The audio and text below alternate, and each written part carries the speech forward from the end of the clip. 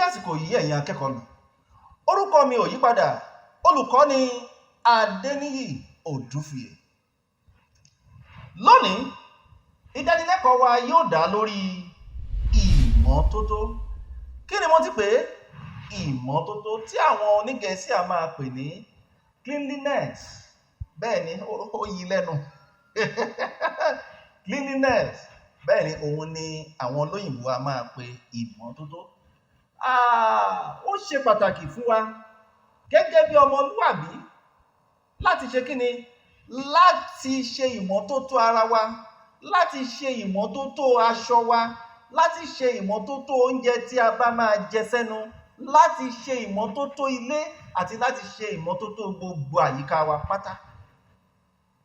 Ìdí nìyẹn tí a ṣe fẹ́ kọ orin yìí, tí a ṣe gbé orin yìí kalẹ̀, la ṣe fẹ́ máa kọ́ kó ba lè máa yé wa pé ẹni tí ò bá wẹ̀, tí ò tọ́jú ara ẹ̀, tí ò fọṣọ ẹ̀ mọ́, tí ò jẹun tó dára, ó lè fa àrùn o. Onítọ̀hún ó lè ṣàárẹ̀. Tóńtọ̀hún bá sì ti ṣàárẹ̀, wọ́n ó gbé lọ sọ́sibítù, ìyẹn ilé ìwòsàn níbi tí wọ́n ti ń wo ẹni tó láàárẹ̀. Nítorí ìdí èyí, wọ́n ní ìgbọràn ó sàn ju ẹbọ rírú lọ o. Ó máa dára ká ṣe kí ni? Ká máa ṣe ìmọ́tótó gbogbo ohun tí a bá ní, tí a bá ń ṣe, tá a bá ń wọ̀, tí a bá ń jẹ, àti gbogbo àyíká wa. Ó ṣe pàtàkì púpọ̀. Màá ka níwọ̀nba ohun tí a ó máa sọ ìmọ́tótó lé lórí. Màá kà á fún yín kó tó di wípé a wá sọ dorin láti máa kọ. Àmọ́ eléyìí á yàtọ̀ torí pé kí ni màá kọ́kọ́ ní láti ṣàlàyé fún wa ní èdè Gẹ̀ẹ́sì kí ó ba lè yé wa ká máa mú lẹ́sẹẹsẹ bẹ́yẹn. Today's topic, like I said, is cleanliness. Ìmọ́tótó. Yes. And cleanliness, they say, is the antidote for what? Sickness. Yes. That's the antidote for sickness. If you take good care of yourself, yes, illness or any germs will be far away from you. And by so doing, you are incurred that antidote against what? Illness. So, that is it. Ìmọ́tótó ló lè ṣẹ́gun àrùn gbogbo. Ìmọ́tótó ilé, cleanliness of the house. Ìmọ́tótó ara, cleanliness of your body. You bathe yourself very well is very important. Yes. Ìmọ́tótó aṣọ, cleanliness of what? Your clothes, what you are wearing is very important for you to take care of. Ìmọ́tótó ilé, cleanliness of the house. You sweep, you wash all the dirty plates, you take good care of the home. Yes, it's very, very important. Ìmọ́tótó ilé, ìmọ́tótó ara, ìmọ́tótó oúnjẹ. Ìmọ́tótó oúnjẹ, that's cleanliness of the food. You have to do what? Make sure you eat healthy food. It's very, very important. Okay? Then, the last but not the least, ìmọ́tótó àyíká wa. Cleanliness of what? Your surroundings is very, very important. Once all that is done, the less you will be taking or visiting the doctors. Okay? That is very important. Láì ní gbara wa ní àkókò púpọ̀ jù. Ó yá, ẹ jẹ́ kí a kọ ìdánilẹ́kọ̀ọ́ tí a ní tó wà lórí pátákó yìí. Ìmọ́tótó ló lè ṣẹ́gun àrùn gbogbo. Ìmọ́tótó ilé, ìmọ́tótó ara, ìmọ́tótó aṣọ, ìmọ́tótó oúnjẹ, àtàyíká ẹni. Ìmọ́tótó ló lè ṣẹ́gun àrùn gbogbo. Ṣé n tún kà lẹ́ẹ̀kan sí? Ìmọ́tótó ló lè ṣẹ́gun àrùn gbogbo.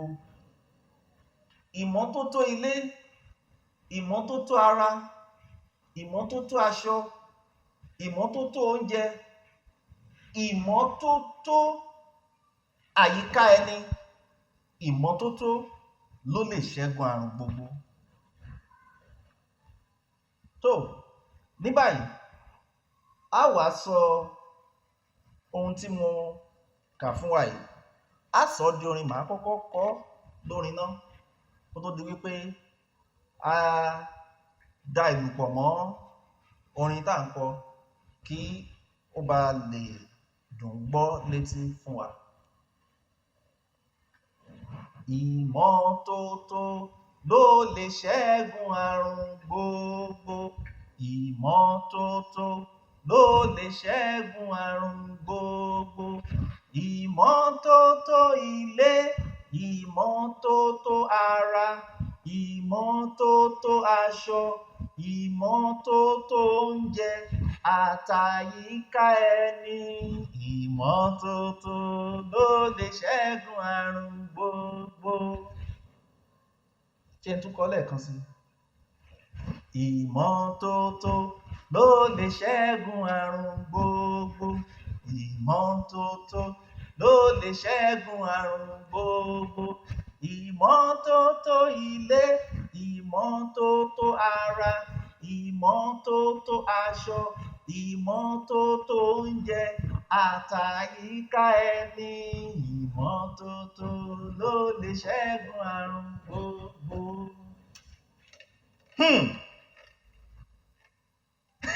Ẹ ti mọ tó kàn báyìí.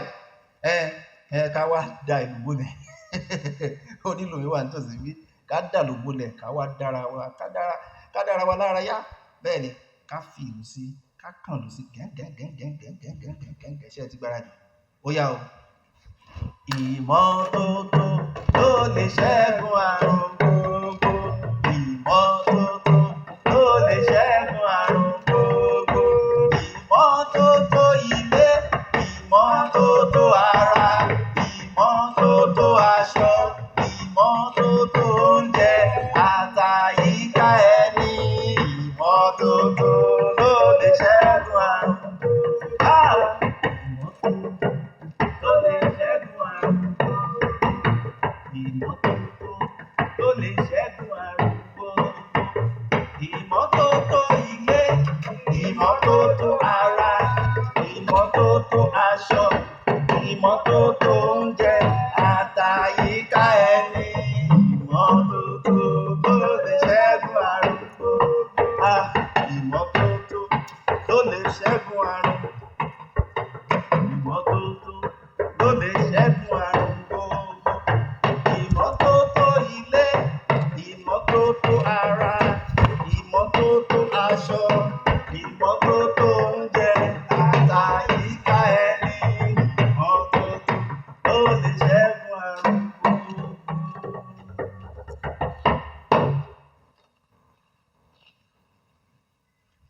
Bẹ́ẹ̀ ni, ìmọ́tótó òun ni ó lè ṣẹ́gun àrùn gbogbo. Kó tó di pé mo kásẹ̀ ìdánilẹ́kọ̀ọ́ ẹ̀ nílẹ̀, ẹ jẹ́ ká ṣe àtúnyẹ̀wò àwọn ohun tí a ti sọ láti bẹ̀rẹ̀ lẹ́ẹ̀kan sí kí ó ba lè yé wa yékéyéké. Lónìí, ìdánilẹ́kọ̀ọ́ wa yóò dá lórí ìmọ́tótó. Kí ni mo ti pè é? Ìmọ́tótó tí àwọn onígẹ̀ẹ́sì a máa pè ní cleanliness. Bẹ́ẹ̀ ni, ó yí lẹ́nu. Cleanliness. Bẹ́ẹ̀ ni, òun ni àwọn olóyìnbó a máa pè ìmọ́tótó. Ó ṣe pàtàkì fún wa gẹ́gẹ́ bí ọmọlúwàbí láti ṣe kí ni? Láti ṣe ìmọ́tótó ara wa, láti ṣe ìmọ́tótó aṣọ wa, láti ṣe ìmọ́tótó oúnjẹ tí a bá máa jẹ sẹ́nu, láti ṣe ìmọ́tótó ilé àti láti ṣe ìmọ́tótó gbogbo àyíká wa pátá. Ìdí nìyẹn tí a ṣe fẹ́ kọ orin yìí, tí a ṣe gbé orin yìí kalẹ̀, la ṣe fẹ́ máa kọ́ kó ba lè máa yé wa pé ẹni tí ò bá wẹ̀, tí ò tọ́jú ara ẹ̀, tí ò fọṣọ ẹ̀ mọ́, tí ò jẹun tó dára, ó lè fa àrùn o. Onítọ̀hún ó lè ṣàárẹ̀. Tóńtọ̀hún bá sì ti ṣàárẹ̀, wọ́n ó gbé lọ sọ́sibítù, ìyẹn ilé ìwòsàn níbi tí wọ́n ti ń wo ẹni tó láàárẹ̀. Nítorí ìdí èyí, wọ́n ní ìgbọràn ó sàn ju ẹbọ rírú lọ o. Ó máa dára ká ṣe kí ni? Ká máa ṣe ìmọ́tótó gbogbo ohun tí a bá ní, tí a bá ń ṣe, tá a bá ń wọ̀, tí a bá ń jẹ, àti gbogbo àyíká wa. Ó ṣe pàtàkì púpọ̀. Màá ka níwọ̀nba ohun tí a ó máa sọ ìmọ́tótó lé lórí. Màá kà á fún yín kó tó di wípé a wá sọ dorin láti máa kọ. Àmọ́ eléyìí á yàtọ̀ torí pé kí ni màá kọ́kọ́ ní láti ṣàlàyé fún wa ní èdè Gẹ̀ẹ́sì kí ó ba lè yé wa ká máa mú lẹ́sẹẹsẹ bẹ́yẹn. Yeah, today's topic, like I said, is cleanliness, ìmọ́tótó. Yes, and cleanliness, they say, is the antidote for what? Sickness. Yes, that's the antidote for sickness. If you take good care of yourself, yes, illness or any germs will be far away from you. And by so doing, you are incurred that antidote against what? Illness. So, that is it. Ìmọ́tótó ló lè ṣẹ́gun àrùn gbogbo. Ìmọ́tótó ilé, cleanliness of the house. Ìmọ́tótó ara, cleanliness of your body. You bathe yourself very well is very important. Yes. Ìmọ́tótó aṣọ, cleanliness of what? Your clothes, what you are wearing is very important for you to take care of. Ìmọ́tótó ilé, cleanliness of the house. You sweep, you wash all the dirty plates, you take good care of the home.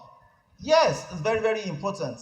Ìmọ́tótó ilé, ìmọ́tótó ara, ìmọ́tótó oúnjẹ, that's cleanliness of the food. You have to do what? Make sure you eat healthy food. It's very, very important. Okay? Then, the last but not the least, ìmọ́tótó àyíká wa. Cleanliness of what? Your surroundings is very, very important. Once all that is done, the less you will be taking or visiting the doctors. Okay? That is very important. Láì ní gbarawa ní àkókò púpọ̀ jù. Ó yá, ẹ jẹ́ kí a kọ ìdánilẹ́kọ̀ọ́ tí a ní tó wà lórí pátákó yìí. Ìmọ́tótó ló lè ṣẹ́gun àrùn gbogbo. Ìmọ́tótó ilé, ìmọ́tótó ara, ìmọ́tótó aṣọ, ìmọ́tótó oúnjẹ, àtàyíká ẹni. Ìmọ́tótó ló lè ṣẹ́gun àrùn gbogbo. Ṣé n tún kà lẹ́ẹ̀kan sí? Ìmọ́tótó ló lè ṣẹ́gun àrùn gbogbo. Ìmọ́tótó ilé, ìmọ́tótó ara, ìmọ́tótó aṣọ, ìmọ́tótó oúnjẹ, ìmọ́tótó àyíká ẹni. Ìmọ́tótó ló lè ṣẹ́gun àrùn gbogbo. So, ní báyìí, a wá sọ ohun tí mo kà fún wa yìí. A sọ di orin, màá kọ́kọ́ kọ lórin náà kó tó di wípé a dá ìlù pọ̀ mọ́ orin tá à ń kọ kí ó bá lè dùn gbọ́ létí fún wa. Ìmọ́tótó ló lè ṣẹ́gun àrùn gbogbo. Ìmọ́tótó ló lè ṣẹ́gun àrùn gbogbo. Ìmọ́tótó ilé, ìmọ́tótó ara, ìmọ́tótó aṣọ, ìmọ́tótó oúnjẹ, àtàyíká ẹni. Ìmọ́tótó ló lè ṣẹ́gun àrùn gbogbo. Ṣé n tún kọ lẹ́ẹ̀kan sí? Ìmọ́tótó ló lè ṣẹ́gun àrùn gbogbo. ìmọ́tótó ló lè ṣẹ́gun àrùn gbogbo. Ìmọ́tótó ilé, ìmọ́tótó ara, ìmọ́tótó aṣọ, ìmọ́tótó oúnjẹ àtàyíká ẹni. Ìmọ́tótó ló lè ṣẹ́gun àrùn gbogbo.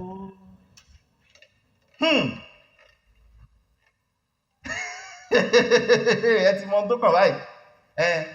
Ká wá da ìlú bolẹ̀.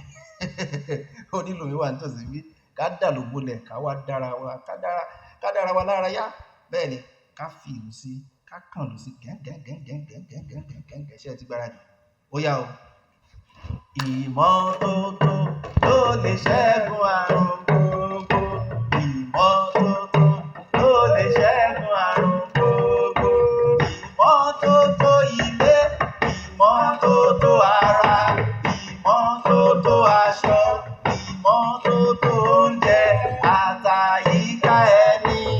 Ìmọ́tótó ló lè ṣẹ́gun àrùn gbogbo. Ìmọ́tótó ló lè ṣẹ́gun àrùn gbogbo. Ìmọ́tótó ló lè ṣẹ́gun àrùn gbogbo. Ìmọ́tótó ilé, ìmọ́tótó ara, ìmọ́tótó aṣọ, ìmọ́tótó oúnjẹ àtàyíká ẹni. Ìmọ́tótó ló lè ṣẹ́gun àrùn gbogbo. Ìmọ́tótó ló lè ṣẹ́gun àrùn. Ìmọ́tótó ló lè ṣẹ́gun àrùn gbogbo. Ìmọ́tótó ilé, ìmọ́tótó ara, ìmọ́tótó aṣọ, ìmọ́tótó oúnjẹ àtàyíká ẹni. Ìmọ́tótó ló lè ṣẹ́gun àrùn gbogbo.